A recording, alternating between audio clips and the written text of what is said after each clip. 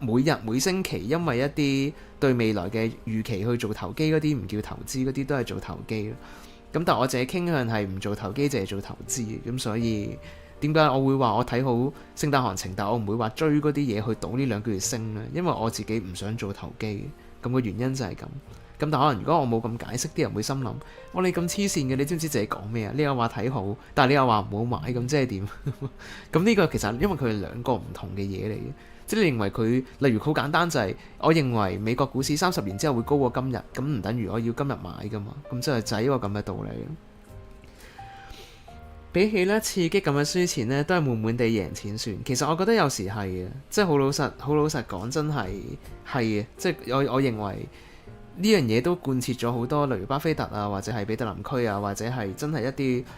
好大即係好出名嗰啲投資大師嘅一個宗旨，就係有時候呢，你唔係講要追求每一年賺300-500%，你係要追求一個呢，持續不斷可以同大市持平或者領先大市嘅表現，然之後係喺長期成長好多呢，先係一個真正最好嘅